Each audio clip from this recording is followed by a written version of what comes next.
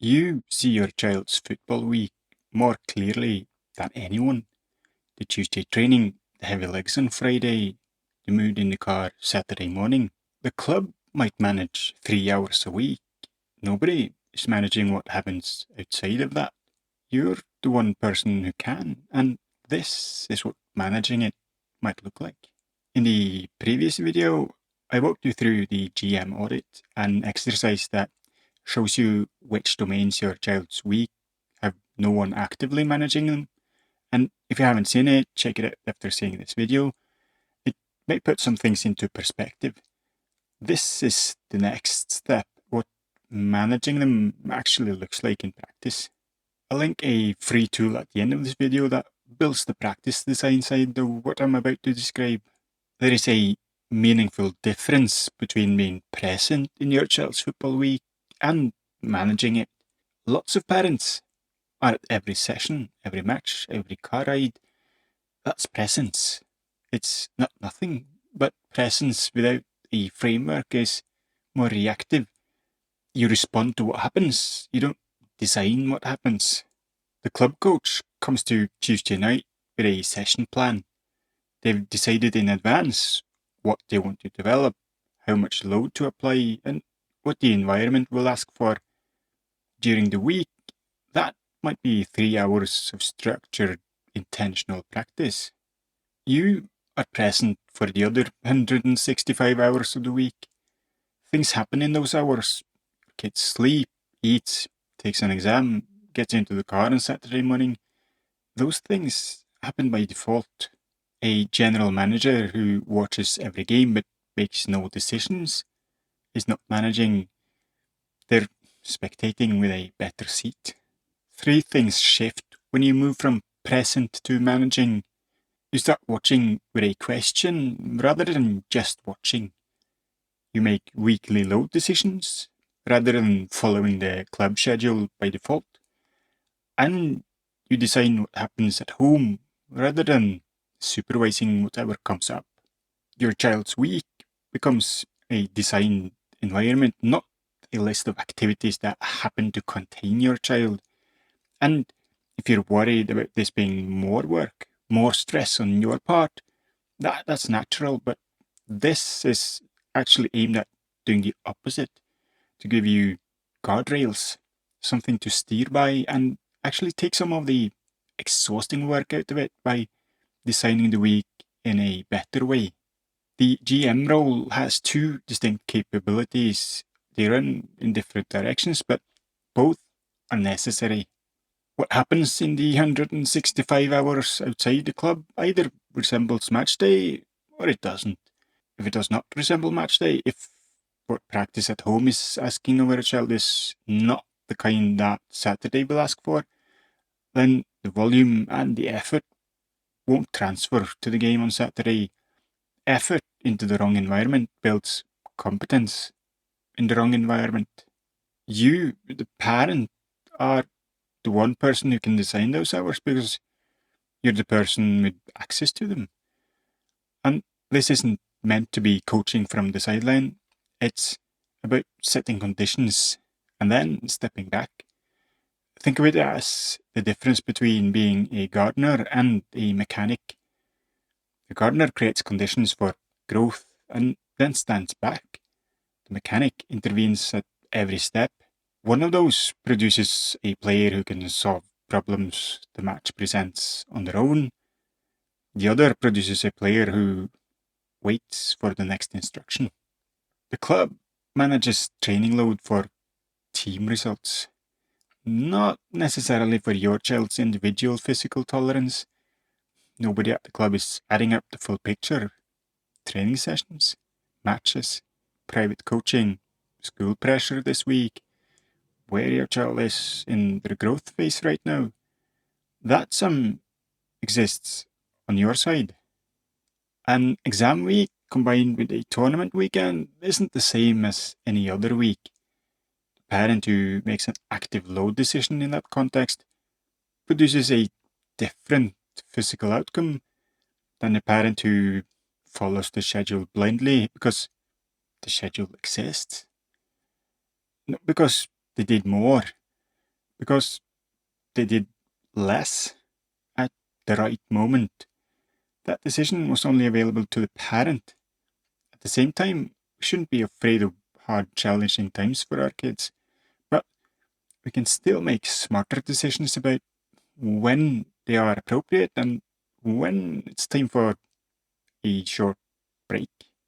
These two, designing the environment and managing load, are not two separate things. They are the same role, running in two directions simultaneously. Parents who design better Tuesday sessions and manage load across the full week are the ones whose child performs on Saturday and stays physically resilient across the season. Every family's week has a different shape. 2 training sessions or 3, a match on Saturday or Sunday, other sports layered across the week. The framework is the same regardless. There are blocks the club manages and there's everything around them. Map what follows to your specific week. The day after a match is your first decision point. It's not about the result, but it's about the state. How did your child come off? Were their legs there in the second half? Did they eat and immediately fall asleep? Were they quiet on the way home, or did they replay the entire match? That is all load information. A child who comes off the match physically spent could benefit from the next day being really light, free play if they want it, or nothing at all. A child who is barely challenged can take more. These might look like the same day on the schedule, but in practice, they shouldn't be. Somewhere between post-match recovery and the next training session, there might be a window. This is where the backyard session can belong, far enough from the last match for recovery, early enough that it doesn't stack on top of the training that follows. Before you decide on what to put in front of your child, add up the week. Training sessions, the other sport this week, the private sessions on arranged, the exam coming Thursday, whether your child is mid-growth spurt, where their load tolerance is lower than their schedule suggests. That sum exists on your side. The club is adding their sessions to a total they can't see, but you can. If the sum is already high, protect that window, leave it empty. Space is also a decision. If there is room, design a backyard practice game or something else your kid finds fun. The training sessions are not yours to design. What you manage is how your child arrives and what happens directly after. A child coming in already depleted isn't receiving the same session as the schedule promises. The club applies the same demands to a smaller reserve. Most parents are already managing arrival well, getting them there fed, rested, with enough space to engage. The shift is recognizing this as a design decision, not just logistics. The car ride home from training might matter more than we realize. The question that creates a different conversation is the one that hands the experience back to your child rather than taking it from them. What was the best part tonight? Open something up. Why didn't you do that more often? Closes it. The first makes your child the narrator of their own experience. The second makes you the evaluator of it. Over time, that difference could be quite large. The days between sessions are mostly space. School pressure lands here, an exam coming up, a difficult week socially, something difficult at home. Nothing has to happen, but what you observe shapes how you read the next training arrival and feeds forward into the design window next week. The day before the match is a protection window. Nothing added, no session, no analysis, no pre-match preparation. The child who arrives to the match already running through instructions has less capacity to read what the game actually presents. You want them arriving with space, not a checklist to run through. Match day This is where you are reading your design, and don't worry about the result, but whether the week you designed showed up in how your child moved, decided, and held up physically across the match. Were they full of energy, or were their legs gone in the second half? Did they look composed on the ball, or rushed? Did they read what was in front of them, or wait for something obvious? These are not performance judgments. They are feedback from the environment, and they tell you what the week was actually training. That observation is your next post-match decision. The managed week doesn't close at the final whistle, it feeds forward into the next one. Most parents who have reached this point understand the framework, and that's not nothing. Most parents haven't thought about the week in these terms at all.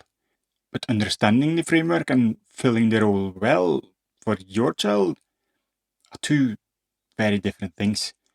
What causes one child to freeze on Saturday isn't what causes another child to freeze. What fills one child's load bucket isn't what fills another's. Where your child is in their growth phase right now is specific to them. The framework is universal, but the application is specific. Understanding the GM role is the first part.